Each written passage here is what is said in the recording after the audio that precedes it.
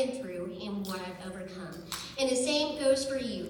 Do not ever let anyone make you feel less than because of your scars and deformities, because they tell others of your persevering strength and that you are an overcomer. And when you finally believe this truth, you'll allow yourself to believe that you deserve good things. Good things like dreams. Who has dreams in here? Don't be shy, raise your hand. Yes, I know we all do. And a lot of you might be graduating soon, or whatever next step you have after high school, and you probably have dreams of what you want to do and what you want to become. Well, I did too. And this is what I would have needed to hear at your age. Go for your dreams, no matter the pressure you feel from others not to. I think when people think of someone having a rare disease, they think that we live a life of pain and cannots, and there will be some of that. I can tell you that the joy and the cans I have experienced have definitely outweighed the pain and the cannots. When I graduated from high school, I decided to pursue a degree in deaf studies. I loved sign language, and I felt like this was a profession that I could physically do. Also, the college that I chose allowed me to live at home and commute and go with my sister. I would have loved to go away to school, but at that point I physically could not, and I still needed the support system that I had in my parents. It's okay, no matter how old you are, you're going to still need your parents, okay? But as I got up to the upper level sign language courses, I discovered that there were some signs I could not do because of the arthritis in my fingers. So I had to pick another degree, and I chose something that I absolutely loved, creative writing. At this point in my life, my doctors had found the right treatments that worked, so although I was fragile, I was stable. So when the doors opened for me to go to college away, I jumped on it. I decided to go to a college called Asbury University. It was 3 hours away from home, and my parents actually went there, and my aunt and her family just moved there, so I had a support system if I needed one. So my parents and I, we thought this was perfect. I could go away to achieve my dream while still being safe and sensible.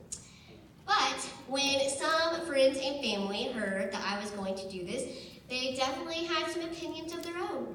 They pulled my parents aside and said, "I can't believe you're letting her do this. You're setting her up for failure. She could never complete her degree without you guys." Well, I thank God for the supportive parents I have who are with me tonight, and they said to these people, "We have to let her fly. She has to know what she can do and how she can function as an adult living with a rare disease. Thank you for your concern, but she is making the right decision." And guess what? 3 years later, I graduated with a degree in creative writing with a minor in journalism. Was it perfect? No. Were there bumps along the way? You bet. But if I would have quit at the first sign of difficulty, I would have never achieved my dream of going away to school to get my degree. I would have not had the amazing experiences that I did, or make the lifelong friends I did. And most importantly, I would have never discovered that I can function as an independent adult while living with a disease. So, learn from this. If someone tells you that you can't do something because of your rare disease, do not listen to them until you have tried, because you'll find out what you're capable of, and more often than not, you're going to succeed.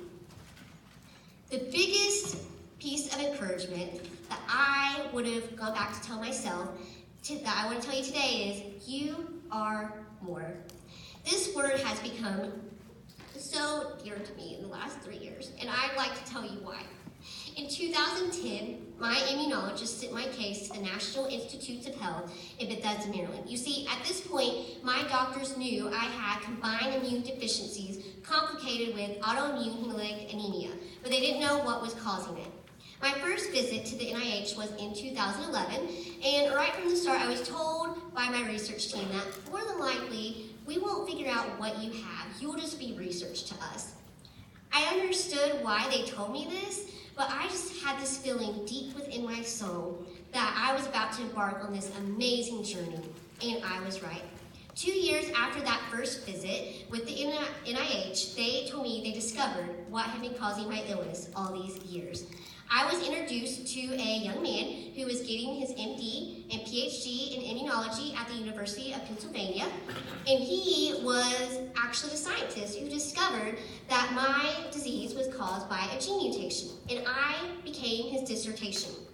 This was a new disease that had never been discovered, and at that point in time, I was the first one in the world to have it.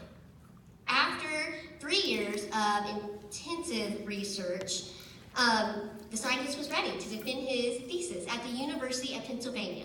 Because I was the only one with the disease at this point, I developed a special bond with my research team. And they knew I was a creative writer, so they gave me 2 incredible honors. The scientist invited my family and I to attend his dissertation defense, and he even asked me to help select a name for this new disease. I could vote on the names that my doctors had come up with and even throw a few names I liked into the ring. But I was cautioned, more than likely the names I would give would not be chosen.